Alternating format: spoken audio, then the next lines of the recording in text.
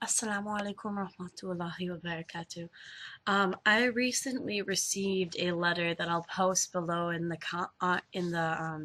caption of this video, and it was I'm not going to post who it was from or anything or when it was posted or when it was sent to me, but I feel like it needs to be addressed in a video um, where I'm more likely to better respond to this person. So hopefully you're watching. Um, in the letter, there's a lot of issues with what this person has been seeing um, in their lives. They are currently in the Kurdish region of northern Iraq, and the problem is that what you are seeing is culture. You are seeing Kurdish or Iraqi culture. You are not seeing Islam. Because in Islam, women are not supposed to be treated as property. There's a reasoning why women are not supposed to take their husband's last names when they get married, and that's because women were treated as property a long time ago, and that's why you're not allowed to. Second, the age difference between your colleague who has married a wife that was very young in comparison is culture. You don't see people that are going to get married in that sort of age difference all the time. If you haven't been to Egypt, if you haven't been to other countries in the Levantine region, and if you haven't noticed Muslims in America, you are not going to understand that.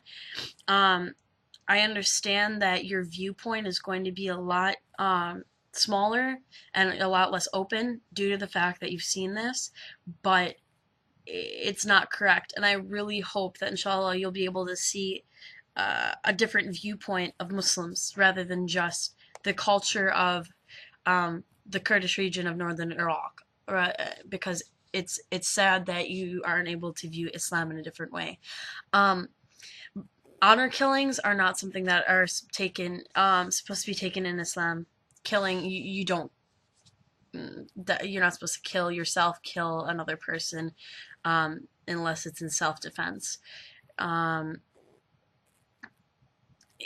I don't think that you're able to you're able to read the Quran with an open viewpoint.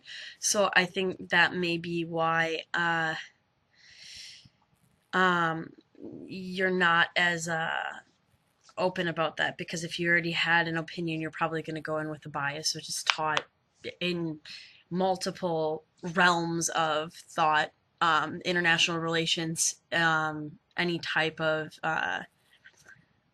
reading, any type of thing that you're going to go about your daily life. Um, Muslims tend to stick to their five pillars of faith, and that's what they go about.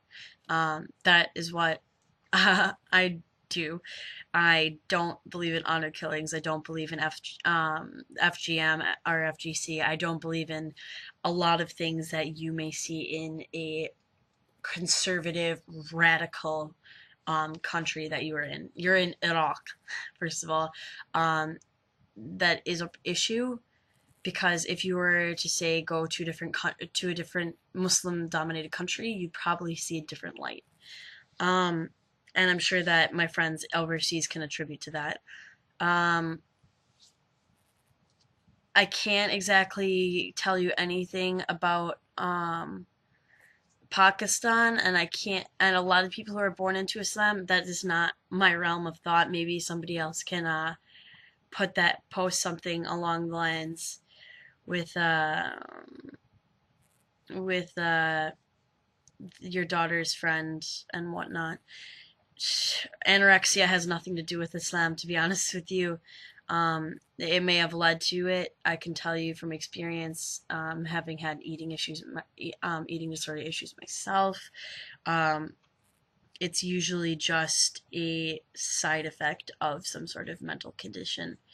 Um, I can't really help you with your prejudice, but I would hope that inshallah you're able to try to see a different viewpoint. Other than that, I can't really tell you anything other than that it's culture versus religion.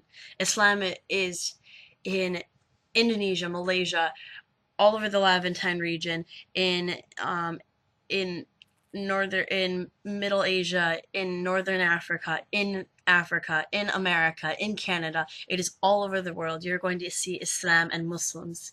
Even in where I'm from, in a little tiny town in the Midwest of America, there are Muslims. I can tell you that the majority of what you're telling me is a cultural tradition that is not based on Islam, or it is based on a very radical viewing of Islam. And I really hope that, inshallah, you'll be able to open your eyes and maybe see a different light. Though I can definitely understand where you're coming from because your bias is going to affect how you're going to see Muslims. I hope this addressed your letter, and Assalamu alaikum.